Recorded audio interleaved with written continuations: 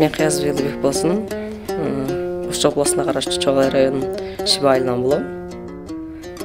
Астолнс класста окуйм. 14 жаштамын. Чоңойгондо бизнесмен болайын деп. Ошо чоң бизнесмен болсом, акчам болсо, ушундай айылдарга жолдордон суларды жеткизип, таза суу алып келип, камсыздагым келет.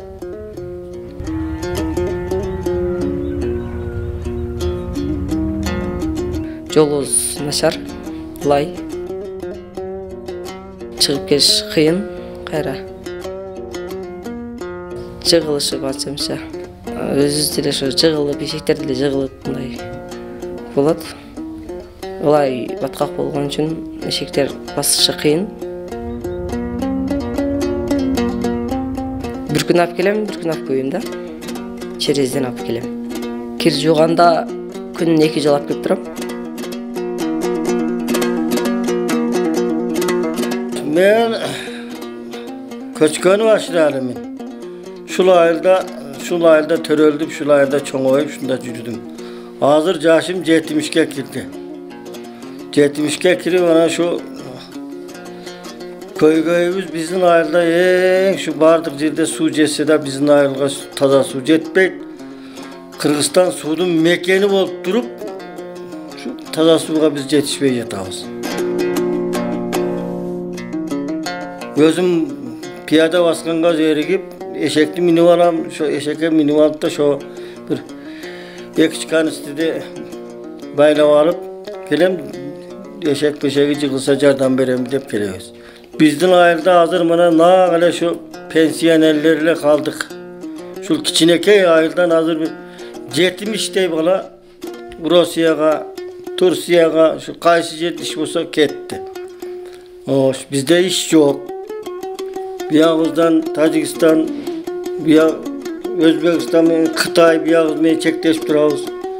Bizden şu Teheran'ı hazır bunday karaganda şu kartanglar, pensiyonerlerle saktap kaldık. Yaşlar bardığı ketti.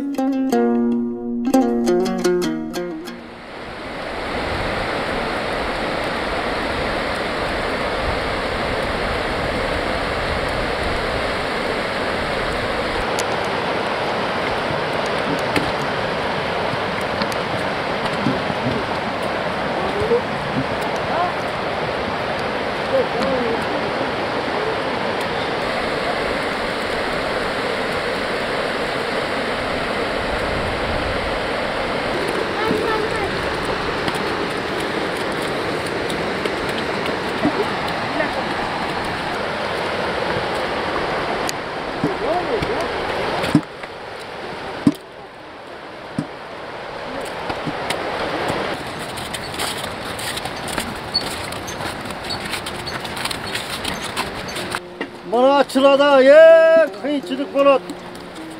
Ben özüm 70'e girdim bana kişine tanıştırlarga su alıp ketem de.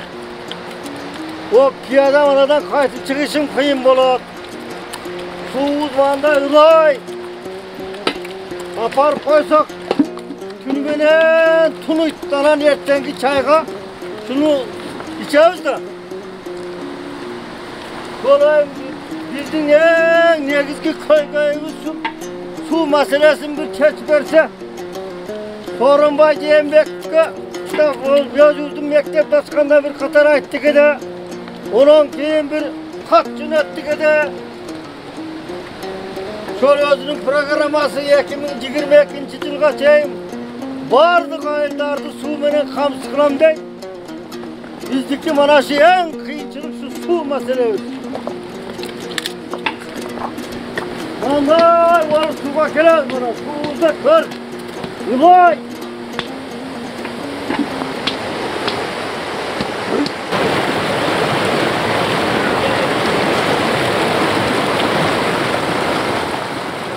Men Abdullayev Abdülmuhit ушул Шиба айылынын тургуну, 6 баланын атасымын.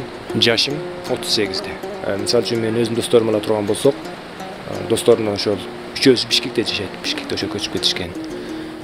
Бир досубуз ошол Россияда эми. Ушу биздин курактагылар бүт эле ушундай да. Россияда, Бишкекте, жак бул жакта эметип жашап жүрүшөт. Анан негизгиси эми ушул жерде чоңоюп, ушул жерде өскөндөн кийин биздин киндик кабын тамган жерибиз баягы жашоо шарты катаал болсо деле биз үчүн баягы бейиштей туюлат мындай. Ушу Шиве айылы ушул жерге эл келип олтурукташып, ушул жерде айыл куралгандан бери ушул жерден суу ташып ишет да, ошол дарыядан. Аралыгы 2 километрден ашык да, эми айылдын аркы чекесинен. Ал жерде мына эртең май айында бул жака каналга суу бурулат. Ошодон сентябрь, октябрдын башына чейин каналдан ташып жибиз, калганын бүт бардыгын ошол дарыядан ташып жибиз. Октябрдан болгондо майга чейин бир 7-8 ай ошол дарыядан ташып жибиз да. Кышындасы ошол бир эле эшек өтө турган жол болот. Анан встречный баягы карама каршы келип калган мезгилде өткөрүш кыйын болот да. Мен алып келсем жаңғы жол болбойт да, жолда мүмкүн эмес да.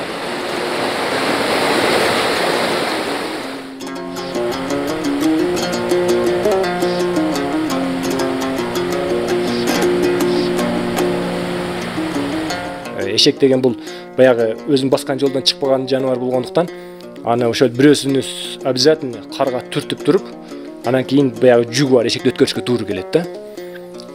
Анан баягы кар көпкө жаабай калган мезгилде баягы тебейленип, музга айланып калганда эшектер ошол тайгаланып туруп, флягалар менен кулап, мына жана өзүңөр деле менин флягамдан байкасаңар керек, флягалардын кулагы сынган ушундай бир эмелер бар да.